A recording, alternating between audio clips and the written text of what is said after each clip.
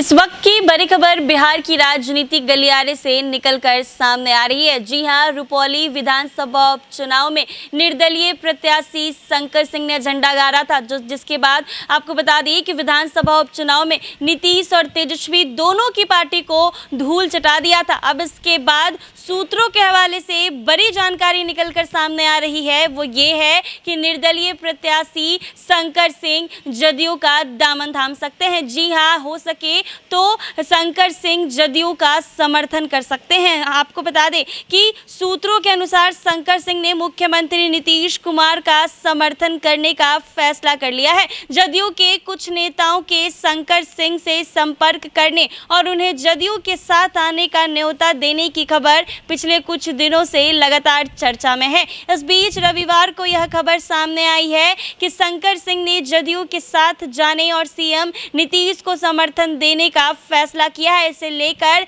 जल्द ही आधिकारिक रूप से शंकर सिंह और जदयू एक मंच पर दिख सकते हैं। माना जा रहा है कि शंकर सिंह के सीएम नीतीश कुमार के समर्थन में आने से जदयू एक साथ कई मोर्चों पर मजबूत हो जाएगी। दरअसल रुपौली से बीमा भारती जदयू प्रत्याशी के तौर पर पिछले कुछ चुनाव से लगातार सफल हो रही थी। वर्ष 2020 में भी रुपौली में बीमा ने जदयू के टिकट पर चुनाव जीता था, लेकिन इसी वर्ष जब सीएम नीतीश ने महागठबंधन छोड़कर एनडीए में आने का फैसला लिया तो बीमा भारती ने विद्रोही तेवर दिखाए। बाद में वह जदयू छोड़कर राजद में चली गई हैं। साथ ही विधानसभा सदस्यता भी छोड़ दी है। वहीं लोकसभा चुनाव में राजद के टिकट पर पूर्णिया से और विधानसभा उपचुनाव में रुपौली में राजद उम्मीदवार के रूप में चुनाव लड़ी। दोनों चुनाव में हार से बीमा के सियासी भविष्य के अंधकार होने के कयास लगाए जा रहे हैं। ऐसे में अब शंकर सिंह के जदयू के साथ आने से रुपौली में सीएम नीतीश कुमार की पार्टी पहली की तरह मजबूत होगी। साथ ही रुपौली सहित पूरे पूर्णिया के इलाके में शंकर सिंह के रूप में सीएम नीतीश कुमार को एक मजबूत साथी मिल सकता है। विधानसभा में मजबूती होगी। मुख्यमंत्री नीतीश कुमार को शंकर सिंह का साथ मिलने से जदयू की काफ़ी मजबूती होगी। मौजूदा समय में जदयू के कुल 47 विधायक हैं।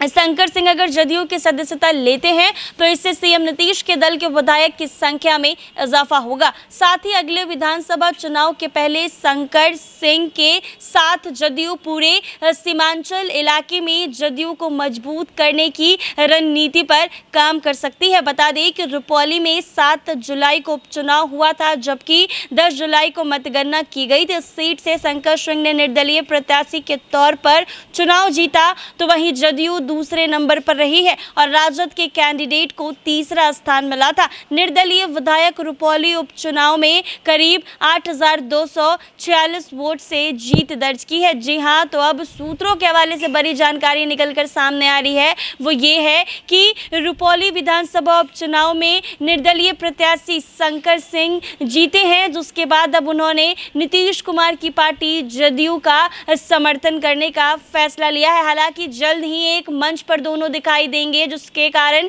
जदयू की मजबूती और बढ़ जाएगी। हालांकि अभी तक इस बारे में आधिकारिक घोषणा नहीं की गई है, लेकिन जल्द से जल्द आधिकारिक घोषणा भी कर दी जाएगी। ऐसे ही तमाम अपडेट्स के लिए बने रहें NBC 24 पर। अगर ये वीडियो फेसबुक पर देख रहे हैं तो पेज को फॉलो कर ले, यूट्यूब पर देख रहे हैं तो चैनल को सब्सक्राइब करना बिल्कुल ना भूलें।